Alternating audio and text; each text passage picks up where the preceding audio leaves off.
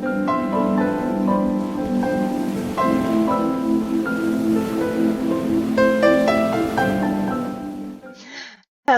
and welcome to our 11th podcast. I'm Linda and here's Mike. Hi, Linda. Welcome, everyone. In this podcast series, we are exploring social threefolding. We are reading and discussing the original 1919 book by Rudolf Steiner, The Core Points of the Social Question. So today, as humanity evolves toward an ever greater need for freedom, we need a new social paradigm. Our current society, based on old hierarchical social structures, is quite dysfunctional. What can we do? It is not enough just to work on ourselves and to build better institutions if we don't also do something about the toxic effects of our whole social environment, which are continually working against whatever progress we make here or there. We must take up the task of social reform with conscious social will. We must move past the binary logic of left versus right, of labor versus capital, to find a new threefold balance. We need a new threefold society. So this means a new way of thinking that understands and addresses the deeper levels of our true discontent. Our discontent does not, in fact, live merely on the surface level of economic injustice and exploitation, even though these are certainly justified, because if this were the case, then why is it that when we get these needs met, we still remain discontented in the long run? In fact, the true nature of our social discontent stems from a deeper source, from the fact that our way of thinking has been taken over by the materialist worldview, leaving us cut off from the spiritual forces that give our life a soul-bearing support. So the solution to our social discontent is to be found not in economic prosperity alone, but also in developing a potent cultural life that has the power to enliven and renew our psyche. And this is only possible once the cultural life has been liberated from the forces of state and economy that bind it to the material worldview. Okay, so that's a little overview of what we're doing in our podcast right now. Thank you, Mike. That was great. We have a viewer question, and it goes like this. On page 36, Steiner made the statement, "It is so difficult for the bourgeois classes today to empathize with the soul of the proletarian." So what mechanisms, institutions, or dialogues could bridge that empathy gap concretely? Yeah, this is a really interesting question. I would like to look at this in the contemporary context. How can we bridge the empathy gap between wealthy and ordinary people? Now, in chapter 2, which we will be starting soon, we will begin to develop the solutions framework of social threefolding that will give us more substance to answer this question. But we could now take a moment to consider how this lack of empathy actually arises directly from the fact that our current society is not yet threefolded. So at the present time, we live in a unitary society where everything is jumbled together. Counterintuitively, perhaps, this forced unity is actually what leads to the division of people into separate classes. We imagine there's only one pie, so to speak, and so everyone gathers their power into their own separate power blocks in order to get control over this one pie. And because of this, everything becomes highly adversarial. In other words, if we conceive of society as a unity, as a single pie, then we will naturally all fight over this pie. But if we were to slice it up into pieces and let people have different pieces, as it were, there is no need to fight. And one clear example of this follows from the fact that economics and government are currently deeply intertwined. And so people have little choice but to separate themselves off into political parties and other kinds of groups that advocate for this or that social demand related to their particular economic situation. So economics is continually being drawn into politics, and it's being fought over through parties and advocacy groups. And this merely serves to entrench and institutionalize the wealth and class differences, which leads to the lack of empathy, right? So at the present time, there's no independent rights life as such. There's no place where people come together to decide about laws and rights on a genuinely democratic basis, as peers, as genuine equals, regardless of wealth, education, and so on. And so we divide ourselves off into these adversarial classes and political blocs, which do not allow us to develop any kind of genuine empathy for people in other social contexts. And the same is true of our economic life. Our unitary society likewise forces the economy into adversarial, self-interested blocs of workers or capitalists or producers or consumers. If instead we were to have a genuinely independent economic life in a threefold society, then representatives of producers, traders, and consumers would come together in economic associations purely on the basis of need and production, unrelated to government or political power in any way. So wealthy capitalists would sit down with workers and consumers to solve the real world economic problems collaboratively and rationally, with the best interests of everyone in mind. And thirdly, in the free and independent cultural life too, there would likewise be various opportunities for diverse people to come into contact with each other in a wide variety of cultural and educational settings. So essentially, in a threefold society that is articulated into three separate and independent members, economy, right, state, and culture, there will be different mixings of people in different situations. And through this, it is hoped that a new empathy can develop among human beings that goes beyond the superficial and artificial division of people into this or that social class. In other words, it is really the fact that our current society strives for unity that inherently creates division. Whereas counterintuitively, perhaps, a separated threefold society would actually work to bring about unity among people. Does that make Ah, sense?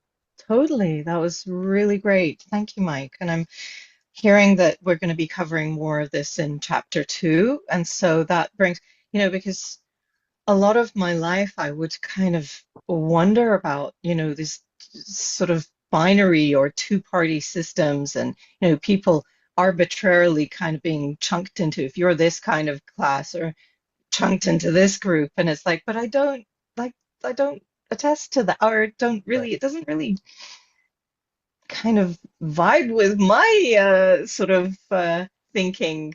Not that I'm any, it just doesn't seem natural, doesn't seem right somehow. And you pointed out some really important things. So I'm excited to learn further. Yeah, it really results from a lack of power. And because people don't feel powerful, they Hmm. have to group together and make compromises for the sake of this power. Mm. Hmm. And I just think there's another way to have power, I think. I hear you completely. I mean, sort of it more and more as we're talking about the threefold system, it sort of is coming to light a little bit as to how it could be. You use the word hopefully, could be hopefully something that allows us to sort of move beyond the class system and sort of feel that we are powerful, we have a voice, that we are heard in the, in the rights life, we have a voice to sort of be a participant in creating laws and I wonder how that will be, because some powerful people might say, well, no, but we'll get to that, I'm sure. Yeah. And this we have to rethink hierarchies, essentially. Hmm. Hmm. And we have to decentralize our society and get away Right. from these hierarchies. That this is fundamentally a problem. Yeah, I hear Okay. you. Yes. So last time we got to about three-quarters through the very long chapter one of the Core Points book. And in this chapter, Steiner is pointing to the discontent of the time that is in the immediate aftermath of World War One, Mhm. and discussing how the working class came under the influence of Marxism and socialist thinking, which led them to the materialist worldview and class consciousness. And through this way of thinking, they came to see their discontent through the lens of a class struggle for power. Many at that time believed that the end of capitalism was inevitable and that a new socialist age was about to dawn at any moment, an age where capital was to be owned by a classless society in which no individual had power over anyone else. However, Steiner points out that this view was ultimately based on the materialist way of thinking that saw humanity as having descended from apes within a purely physical universe. In this way of thinking, humanity was existentially alone, and the only reality that counted was the material one. Human beings no longer saw themselves as having any connection to spirit. What makes the working class movement of the time so unique was how it was really the first social movement in history to arise more or less from an intellectual ideology. Steiner considered himself well acquainted with this proletarian way of thinking because he was a teacher at a socialist workers' school in Berlin for many years. But to outsiders, it may have seemed entirely incomprehensible how the complex intellectual framework of socialism was taken up by the working class, by people who lacked formal schooling. So the workers' movement has its real basis in a way of thinking. Yet, somewhat ironically, this way of thinking presupposed that thinking itself was unreal. So, this understanding this dissonance between abstract consciousness and lived experience is essential to understanding the true form of the social question. To the working class, all forms of culture have become impotent abstractions that can offer nothing substantial to real material life. Culture is not seen by the ordinary person as offering any kind of solution to their real, everyday, lived experience of exploitation by the ruling classes, by the owners and managers of the means of production. So, in short, it is literally because of their current way of thinking that the ordinary person cannot see the necessity for a new way of thinking, nor the social necessity for the cultural renewal that will ultimately satisfy them. Okay, so that's kind of where we're at in the book right now. Does that ring a Thank you, bell? Mike. Yeah? That rings a bell, and it's a very good sort of synopsis of what we've covered so far. Thank you. Okay. So why don't we go back to the book? We'll just switch over to the screen share. Mhm. Okay, so we had left off on page 38, and we had previously read this paragraph, Modern Cultural Life. And I'll just recap that last paragraph briefly so that we can get back on track. So basically, in this paragraph, Steiner said that people today are convinced that cultural life is necessarily impotent, having no effect on what are considered to be the real problems of politics and economy. Socialists blame capitalism for the social injustice they experience, and some believe that capitalism will simply collapse from the weight of its own failure, giving way to a new, liberated, classless society. But Steiner sees something deeper, that a cultural life that is rooted in spiritual reality will support the life of the human soul and give the social movement its right impetus. So let's just pick it up then from there. We had Mhm. the next paragraph was at the very bottom of 38, the fact that. Mhm. Okay. So I'm just going to briefly warm that up before we read it so it makes it Yep. easier to understand. Mhm. Steiner is not always easy to understand on the first go. So, um, as a warm up, So I'll say the working class person needs a cultural life which can give their soul dignity and humanity. However, the cultural life they actually inherited was an ideology that hollowed out their soul. As a result, what gives the current social movement, with its upheavals and demands, what gives this movement its guiding force is, in fact, a deep longing for a connection with a genuinely spiritual cultural life. Unfortunately, this fact is not generally understood by anyone, neither by the proletarian nor by the non-proletarian. The non-proletarian, that is the capitalist or the member of the ruling classes, does not suffer from the consequences of this loss of spiritual culture. However, the proletarian who does suffer has been robbed of the belief that culture can be of any use at all. So, through the rise of materialist science, the doorway to the spirit was closed. We must find a means and the strength to open it. Okay, would you read that, Yeah. please? Yes. The fact that the human being of the present time who is forced to live a proletarian lifestyle cannot harbor such an expectation regarding this current cultural life. This gives their soul its basic mood. They need a cultural life from which comes the strength that grants their soul a feeling of human dignity. Because as they were being harnessed into the capitalist economic order of the modern period, they were, with the deepest needs of their soul, directed to such a cultural life. But the cultural life that the leading classes passed down to them as an ideology hollowed out their soul. The fact that within the demands of the modern proletariat, a longing for a connection with cultural life, different than the one the current social order can provide, is at work. This is what gives the current social movement its guiding force. But this fact is not properly grasped, neither by the non-proletarian part of humanity, nor by the proletarian part. For the non-proletarian does not suffer from the ideological imprint of modern cultural life that they themselves have brought about. The proletarian part suffers from it. However, this ideological imprint of their inherited cultural life robbed them of their belief in the sustaining force of cultural achievements as such. Finding a pathway out of the confusion of humanity's current social situation depends on the correct insight into this fact.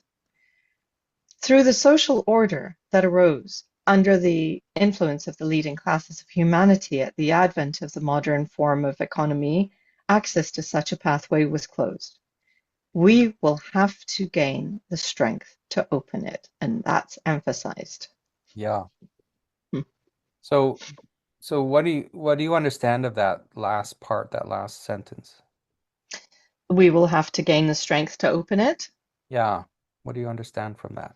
So I think what I'm getting is that we need to have the will. So in order to have the will, I guess we need to know that first that there is something wrong, right? So which is why he's kind of expressing all of this, this is the discontent, and it's not in the economy, it's not in the fact that there is a disparity, and the disparity is not what we think it is. It's not economic based. It's solely, I mean, obviously, if we have more money, there's more means. But as we've said, and we've understood and discussed from this book, that, there is something more and deeper, and it is the thinking.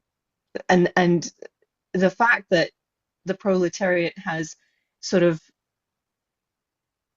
adopted this thinking without realizing it's the thinking that is concrete, that is something that needs to be shifted in order to sort of bring about a different cultural life, and not really realizing that the cultural life has something to offer because all of that spirit has been kind of taken out of the proletariat, and only sort of the materialist point of view is prevalent, and sort of that's the practical thing. That's the thing that we can see and feel. And, give me a house, give me a clothes, food, and, all of that. Yes, yes.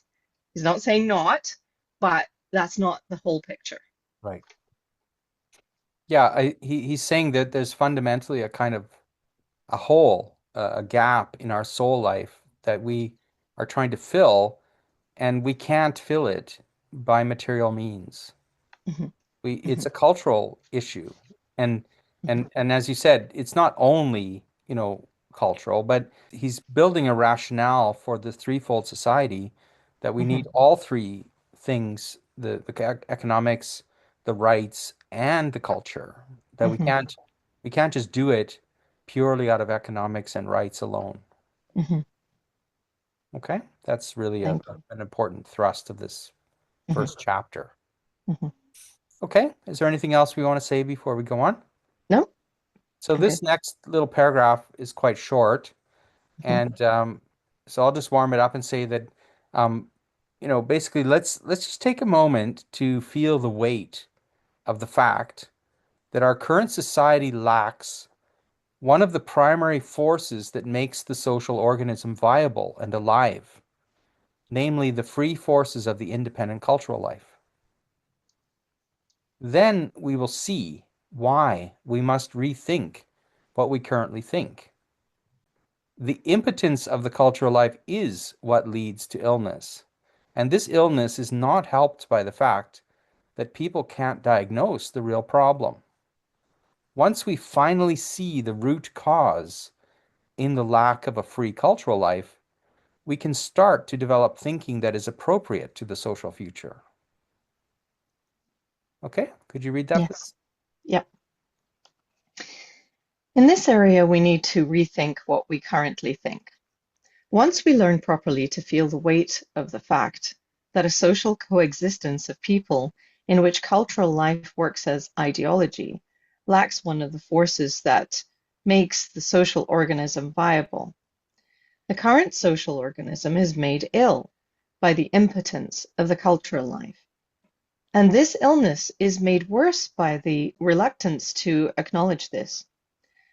By acknowledging this fact, we will gain a foundation upon which appropriate thinking about the social movement can develop.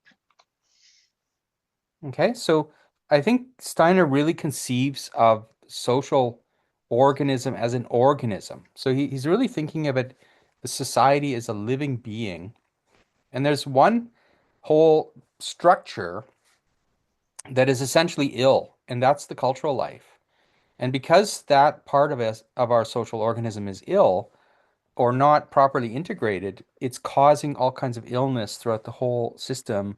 And because it is the cultural life is kind of the part of us that is more aware and conscious.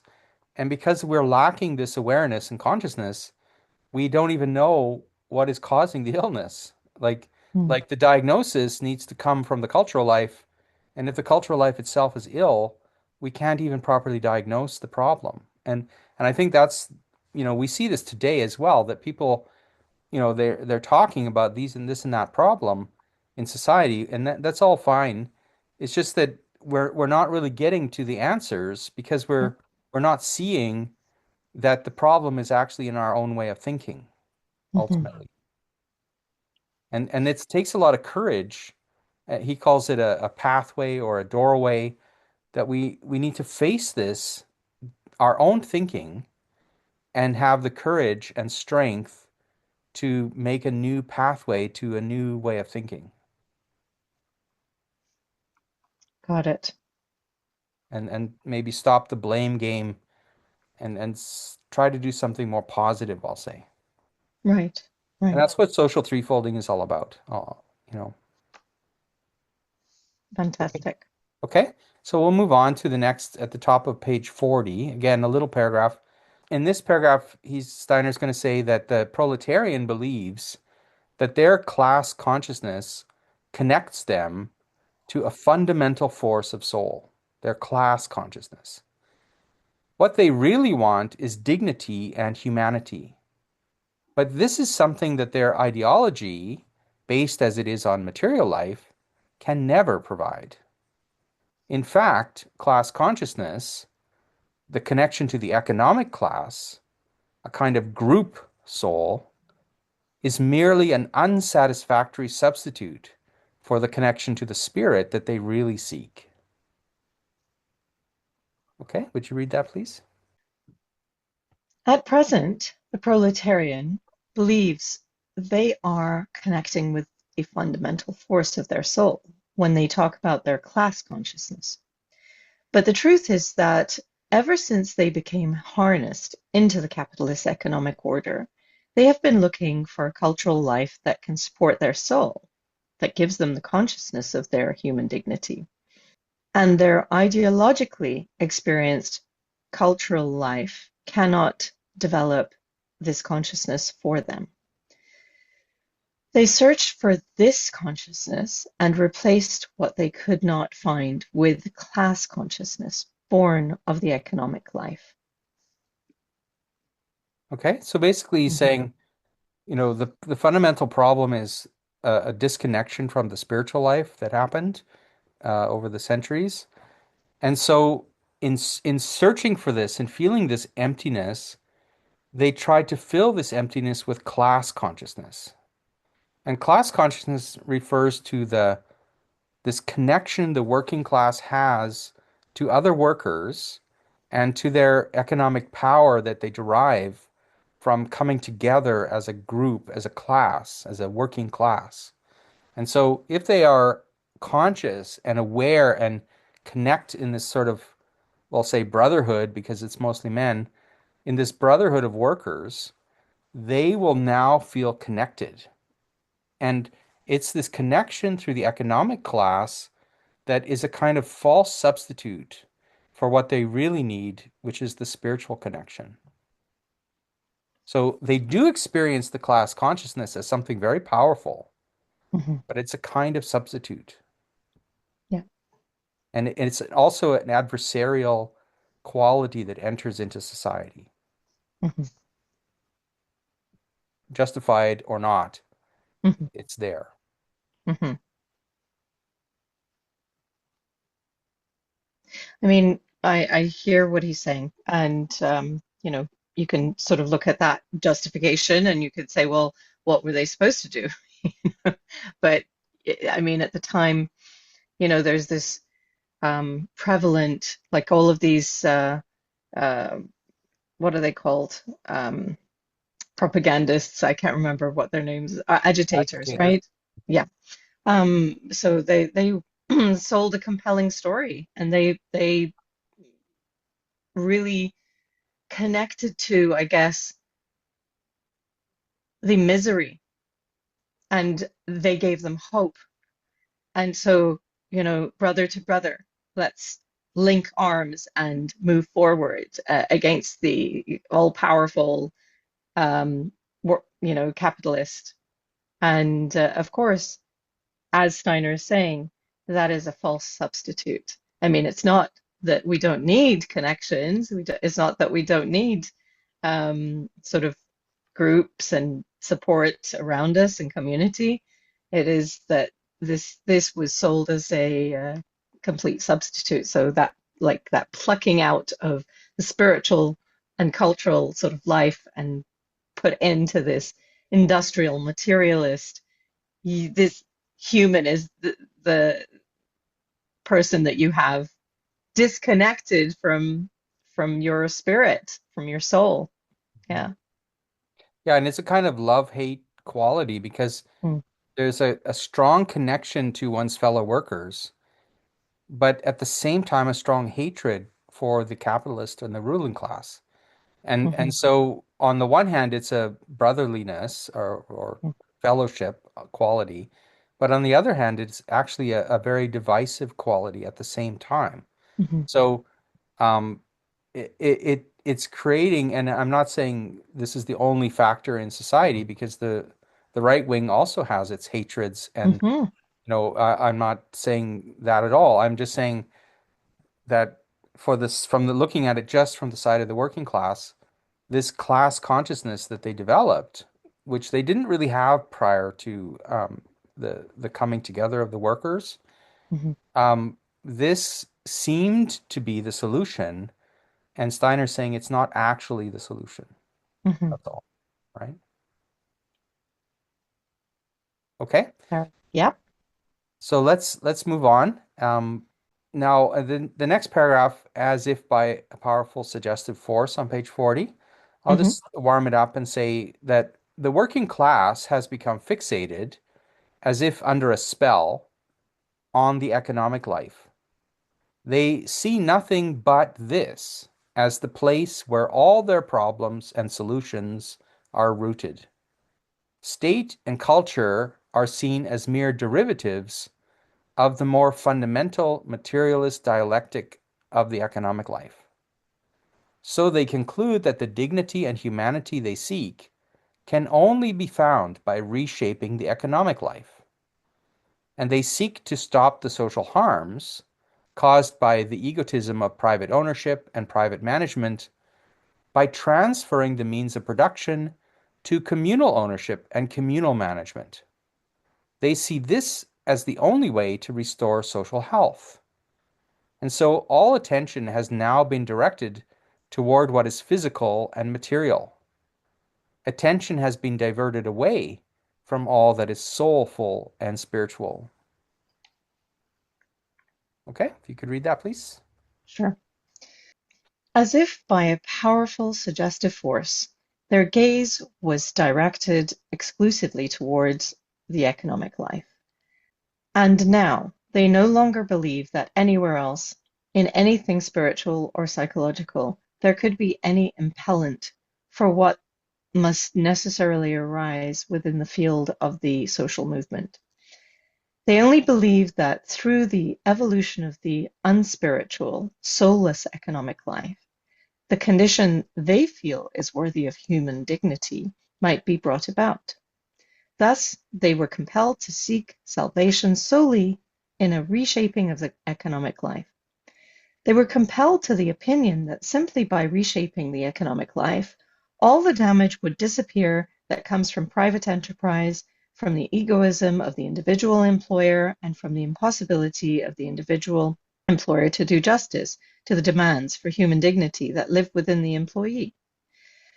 This is how the modern proletarian came to see the only salvation for the social organism in the transfer of all private ownership of the means of production into communal operation, or even communal property. Such an opinion arose because we have, so to speak, diverted our attention from everything soulful and spiritual, and have focused only on the purely economic process. Okay, thank you, Linda. Okay. So, yeah, he's basically talking about this view that, they are attributing all the problems of capitalism to the capitalist, and if we only changed things to communal operation, so if we had things in commons, or we had community property, and everyone had the right to vote on how it was used and so on, that we wouldn't have the exploitation anymore. And Steiner really critiques this view. So we'll talk about this more as we go through the book. Um, but yeah, he's saying this is not the only way forward. It's a little bit reactive, I would say, that if the because the capitalist system of private ownership is not working, therefore we have to do the opposite. Hmm. And Hmm. and it isn't necessarily true that the opposite is the solution either, essentially. Right. And when we look back on the 20th century, we could say, well, the Soviet Union, the experiments in communism and so on had not necessarily positive results. Yeah. And some people today say, well, they were just doing it wrong. If we just did it better, it would work this time. But I think Steiner will critique that there's a fundamentally an error in the juxtaposition of human freedom and community-based management. And we'll talk about this a lot later in the book. That makes sense. Hmm. So it's not a matter of trying harder. It's Hmm. a fundamental discrepancy that the need for freedom today is evolving past what used to work in say older times of humanity. Hmm. So threefolding, you could say, represents a future, a way forward. Not, it's not necessarily looking back to older ways of doing things. Hmm. Hmm. Okay? Yep. So, yeah, this next paragraph starts at the bottom of 40 and goes on to 41. I'll warm this up. He says here, he's going to say something like how something contradictory happens Hmm. because the modern proletarian has come to believe in the materialist dialectic. Because they believe everything derives from the material economic life, they also believe that human rights and dignity must come from there. And yet, right here, we find something of utmost importance that stands right at the heart of the social question. Something has been made into an economic product, a good, that the proletarian feels should not be a good, namely human labor. From ancient slavery to the feudal times of serfdom and to modern times, human labor has always, to one degree or other, been treated as a good or commodity. To the extent we still experience an unfree relation between worker and capitalist, but what today we even call wage slavery, this is the actual fundamental basis of social unease. This occurs because the economic life is fundamentally all about the production, circulation, and consumption of goods. So when the worker invests their whole ideology, their whole way of thinking into the economic life, something contradictory happens. Their labor becomes a good. At the same time, however, this is felt as something fundamentally inhumane, undignified, and wrong. Okay, if you could read Hmm. that, please. Yes. In this way, all that is contradictory within the modern proletarian movement arose. The modern proletarian believes that everything that will ultimately give them their full human rights must develop from the economy, from the economic life itself. They are fighting for these full human rights, but within their striving, something arises that cannot possibly arise as a result of the economic life alone. This is a significant fact that speaks a forceful language. That right at the heart of the various forms of the social question based on the necessities of life of contemporary humanity. There is something that is believed to arise from the economic life itself, but which could never arise from this alone. Something that lies rather in the straight line of evolution that leads through ancient slavery, through the serfdom of the feudal period, to the modern working proletariat. Just as the circulation of goods, circulation of money, the system of capital, ownership, real estate, and so on have shaped themselves for modern life, something has formed within this modern life that is not clearly expressed, not even consciously felt by the modern proletarian, but which is the actual fundamental impulse of their social will. It is this: the modern capitalist economic order basically only recognizes goods within its ambit. It recognizes the value formation of these goods within the economic organism. And within the capitalist organism of modern times, something has become a good, something that today the proletarian feels. This must not be a good. Okay, thank you, Linda. So this is kind of hard to understand because he doesn't out and out say it. So I said it in my preamble a little bit differently that he's talking about labor, okay? And he's kind of building up to this idea that it'll be more clear as we get to it. But essentially, the economic life is the life of the production, circulation, and consumption of goods. So anything that gets connected to the economic life has a tendency to become treated as a good, as a commodity or something like this. Yeah. So when the working class movement connects labor to the economic life, it kind of brings labor into the economic life where labor itself is commodified. And when your labor is treated as a good, it's dehumanizing. And so Steiner's saying this is a fundamental problem, not because of lack of effort or not trying hard enough. It's a structural issue that whenever we bring labor into connection with economy, everything gets treated as a good, including labor. And because labor is not separable from the human being, this labor, this human being, becomes treated as a good. And we feel commodified. And this is a fundamental issue with the social problem, with the social Mhm. question, Mhm. that we feel treated like things. Mhm. And replaceable as well. Exactly. Yeah. We are producible, consumable, and discardable. Mhm. And this is the problem. And this is a sort of flaw with connecting the human being to the economic life.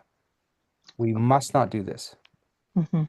Mhm. And at the beginning of the paragraph, he said this is something contradictory because Mhm. the more we try to seek the solution in the economic life, the more it backfires. Interesting. Okay. Okay, so he'll expand on this in the next paragraph. So Mhm. maybe we'll just read on a bit and then we can have a bigger discussion about this. Mhm. Now, in this next paragraph, I'll warm it up by saying that what Steiner is about to say, within the subconscious instincts of the working person, there lives a deep-seated abhorrence to having to sell their labor to their employer like a good. Just as goods are bought and sold at a market according to supply and demand, so today is labor bought and sold at a labor market according to supply and demand. Once we realize the depth and significance of the deep abhorrence to this, we will understand why the social question today has become a burning question. Even socialist theories underestimate the impact of this. This abhorrence points to the urgent need for a second impulse within social life, in addition to the impulse for a free cultural life. Okay, so if you could read that, please. Yes. When once we realize how strongly there lives in the instincts, in the subconscious feelings of the modern proletarian, as one of the fundamental impulses of the entire modern proletarian social movement, an abhorrence of having to sell their labor to their employer in the same way as we sell goods at the market, an abhorrence of how, at the labor market, according to supply and demand, their labor plays the same role as goods at the market according to supply and demand. When we come to understand the significance of this abhorrence of labor as a good within the modern social movement, when we see without bias that what is at work is not expressed forcefully and radically enough, not even by socialist theories, then we have found, in addition to the first impulse of the ideologically experienced cultural life, a second one, about which must be said that it makes the social question today into an urgent, even burning one. Okay. So Mhm. this whole chapter, he's been speaking about the need for a cultural life and a renewal of culture. And Mhm. now he's switching to introduce the need for a second element or domain of the social life.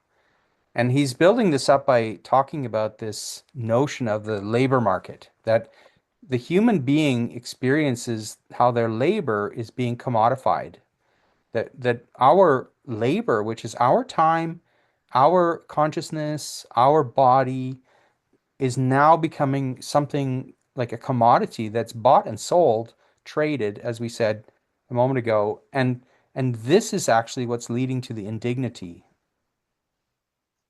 right? Mm-hmm. It's Mm-hmm. not because property is not owned communally. The Mm-hmm. real issue is that we are putting labor into the wrong place. We're putting labor into the economic life. It's a mismatch.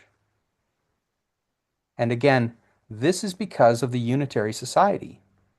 We have no other place to put it today. Mm-hmm. So we can't decommodify labor if there's no other place to put it. Mm-hmm. Okay? So this next paragraph is a very interesting one. It's also very long. So, and it will add something to this discussion. In ancient times, there were slaves. Mm-hmm. Uh, if you could, so we'll just read up to where it says the economic life right here. So, Okay. so we'll just sort of chunk it into two halves. So we'll Mm-hmm. just stop at that part. So I'll just talk about this first part first. Mm-hmm. Um, he says let's consider slavery in ancient times, in recent centuries, and even today. Slavery treats the whole human being as a good that could be bought and sold. And then if we consider serfdom or indentured servitude, now not the whole human being, but still a significant part, was integrated into the economic process as a good. And today, capitalism continues to imprint this commodity character on human labor. This fact is recognized as highly significant by the contemporary labor movement, yet we can never resolve this in a satisfying way as long as we treat the question of labor as an economic matter. The economic life, according to its own inherent nature, must always transform everything within its scope into a good. So we should not wonder that, by treating labor as part of the economy, that labor is inevitably made into a good. Okay, Mm-hmm. if you could read that, please. Sure. In ancient times, there were slaves. The whole human being was sold like a good. Through serfdom, a bit less of the human being, but still a part of the human being itself, was integrated into the economic process. Capitalism has become the power that imprints the character of a good on a remnant of the human being, labor. I do not mean to say that this fact remained unnoticed. On the contrary, it is felt in contemporary social life as a fundamental fact. It is felt as something that has a weighty effect upon the modern social movement. But in considering this fact, we direct our gaze only at the economic life. We turn the question about the good's character into a merely economic question. We believe that from the economic life itself, the forces must come which will bring about a state of affairs in which the proletarian no longer feels the integration of their labor into the social organism as degrading. We can see how the modern economic system emerged in the recent historical evolution of humanity. We can also see how this economic system imprinted the character of a good upon human labor. But we do not see how it is inherent in the economic life itself that everything incorporated into it must become a good. Okay, great. Mhm. So the imagination here is that in the slavery situation, you literally buy and sell a whole human being, and you purchase a human being, which is mainly their labor, like a good, like a thing. And then when we talk about the progression of history and different situations, we might have, we don't necessarily today do that. Like when we talk about a labor market, we're not literally buying the human being like a slave, Mhm. but we are purchasing their labor, as it were. And Mhm. and Steiner's saying this is a remnant of slavery. Mhm. And this is because we are treating labor as part of the economic life. It's inherent to the economic life to treat everything as a good. And so we have to find a solution not to go further and figure out how can we, you know, have labor that is dignified within the economic life. That will never work. What we Mhm. need to do is to have a way to separate labor out of the economic life entirely. Mhm. Does that make sense? Yes, it does. Yeah. I'm eager to actually I can feel the build up. Okay. Pretty building up here. So, Yeah. why don't we read the second half of this paragraph, which gives a little bit more. Hmm. Um, so from the economic life to the end of the paragraph, he's going to basically just build this out and say that the economic life deals with the production and consumption of goods. The only way to remove the goods character of human labor is to remove labor from the economic life entirely, which is what I just said. It will not do merely to reshape economic life so that labor has a different quality. Instead, labor must be removed entirely and be integrated into social life in an entirely different way, one that will give it a character appropriate to human dignity. The proletarian, in handing their labor over to the economic life, allowed part of the human being to become harnessed to the economic process. And so part of the human being was absorbed into something entirely materialistic. The economic process, due to its own inherent nature, tends to consume labor just as it consumes goods, and thereby it consumes part of the human being. We will never find a way to avoid this if we focus only on the economic life. A different economic system would only lead to labor being made into a good in a different way. So the only way forward is to remove the regulation of labor from the economic life entirely and prevent labor from falling under the sphere of influence of the economic life in any way. Okay, if you could read that, Thank please. you. Yeah. The economic life consists in the production and appropriate consumption of goods. We cannot strip human labor of its goods character unless we find a possibility of tearing it out of the economic process. Our efforts cannot be directed towards reshaping the economic process in such a way that within it, human labor comes into its own, but rather, how do we get this labor out of the economic process in order to let it be determined by social forces that remove its goods character? The proletarian longs for a circumstance of the economic life in which their labor assumes its appropriate position. They long for it because they do not see that the goods character of their labor derives essentially from having been completely harnessed into the economic process. By having to hand their labor over to this process, they, along with their entire humanity, were absorbed into it. The economic process, according to its own character, strives to consume labor in the most effective way, just as it consumes goods, as long as we leave the regulation of labor up to it. As if hypnotized by the power of modern economic life, we direct our gaze solely to what can work within it. But we will never discover, by looking in this direction, how labor need no longer be a good, because a different economic system will only make this labor into a good in a different way. We cannot make the labor question in its true form part of the social question as long as we do not see that in the economic life, the production, exchange, and consumption of goods take place according to laws determined by interests whose sphere of influence ought not be extended to include human labor. Okay. Mhm. Yeah. So essentially, he's saying that the problem of the social question essentially is because society is not threefolded. Because everything is mixed together, labor is jumbled together with the economic life, and so labor becomes something commodified, the human being becomes commodified, and so we experience this indignity of being treated as a thing on a labor market.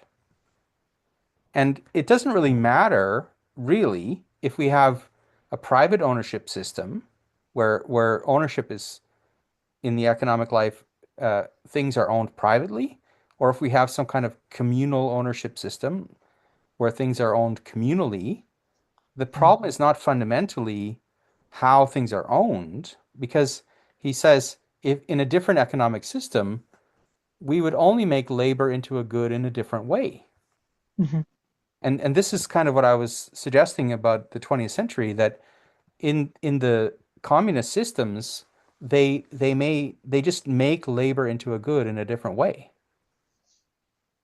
And it doesn't actually escape the fundamental problem that you see in capitalism by just doing the opposite, because that's not the fundamental problem. The fundamental problem is that labor, which is not separable from the human being, is then drawn into the economic life. And changing the economic life does not change this fact. It just changes how human labor is commodified. Mm-hmm. And so Interesting. Steiner's thinking of this in a totally different way. Mm-hmm. Mm-hmm. Does that make sense? Well, he's definitely um, an example to different thinking, Yeah. right? Yeah, he's walking his talk in terms of Yeah, thinking different, doesn't he? Yeah. yeah. Okay. Mm-hmm. So we're almost at the end of this chapter. Mm-hmm. We have just a couple paragraphs to go. Mm-hmm. Let's just go to this next paragraph, modern thinking. So in this paragraph, he's saying our current way of thinking has not yet learned to separate labor, which is intrinsically and inseparably connected to the human soul, from the life of economic goods. Goods which, disconnected from people, circulate from production to consumption. Once we have found a healthy way of thinking about society, we will also see better how the economic life can be made to play a positive role within a healthy social organism. Okay? Mm-hmm. Modern thinking has not learnt to separate the completely different ways in which, on the one hand, that which is connected to people as labor is integrated into the economic life, and on the other hand, that which, owing to its origins, moves unconnected to people along paths which the good must take from production to consumption. Once the true form of the labor question is revealed through a healthy way of thinking along these lines, then this way of thinking will also establish the position the economic life ought to have within a healthy social organism.